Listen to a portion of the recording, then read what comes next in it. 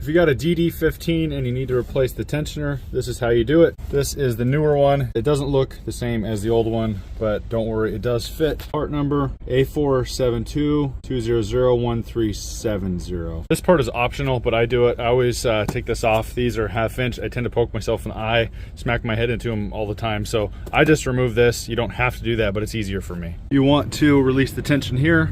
That is a 1/2 inch in there. There are 3 bolts right here, or 5/8. There's 1, 2, 3, and 1 back down there. Don't take those off yet. You will cause yourself some harm. So you want to get the pressure off of here, push down, get the tension off, and then down at the bottom there, you want to slide the belt off and over. Down right there. Once the tension's off, you just pop the belt off. We got that belt off, and you want to relieve the tension on here, and it sucks to try to get in there. You can put in here, pry bar, and press down and pry all day, and you barely get it anywhere. So honestly, what I do is I get a small pry bar and I put it in through there like this. If you can see that, and then I push. It does slip, so you want to be very careful. It's gonna eat up your fingers if you don't do it. I push down, and that releases the pressure or the tension here. And then once I have that, sorry, it's hard to do with one hand, then I push this over and off.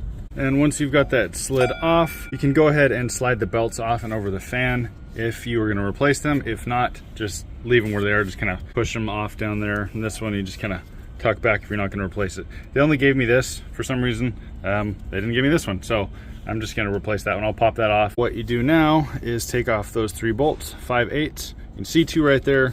Second one is down there. If you compare it to this here, 1, 2 on the top, and the one is basically on the other side of that one down on the bottom there. Go ahead and get those off, and then this tensioner will come off. This is optional, but it's one thing I like to do is I just spin everything around and see if there's any chunks of belt or just any random crap in there. There was one in here and I got that out. But just go ahead and scrape out, just rotate them slowly and just see if there's anything in there and scrape it out if there is. If you're swapping this belt like I'm doing, just get it roughly where it needs to go. It doesn't need to be perfect because it is not on yet.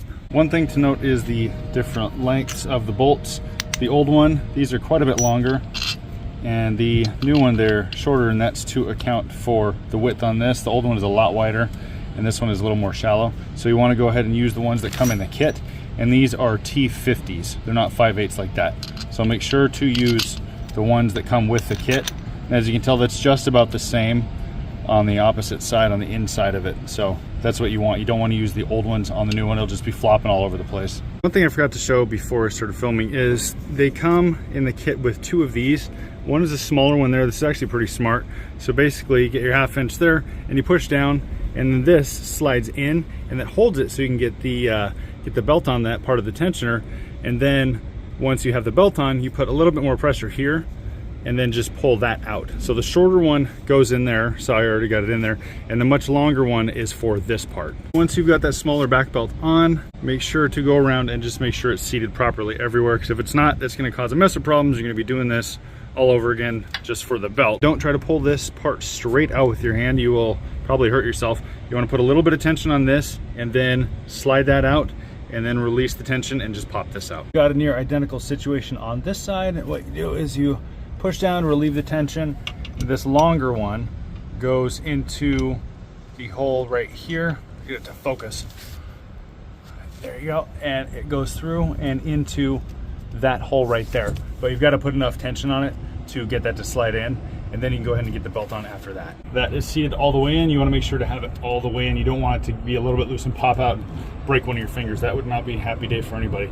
So once that's in, go ahead and get the belt on, and then you put pressure on again, and then pop that out, and then relieve the pressure. This is the proper routing if you can see that. Go ahead and get the tension off there, pop that off, and then go from there. There we go, everything is back together. I got this on. Go ahead and get in and fire it up and make sure nothing goes haywire.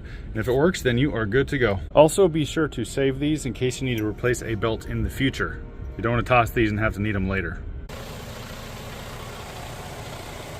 So that's how you replace a tensioner on a DD15. Thanks for watching. I hope that helps somebody.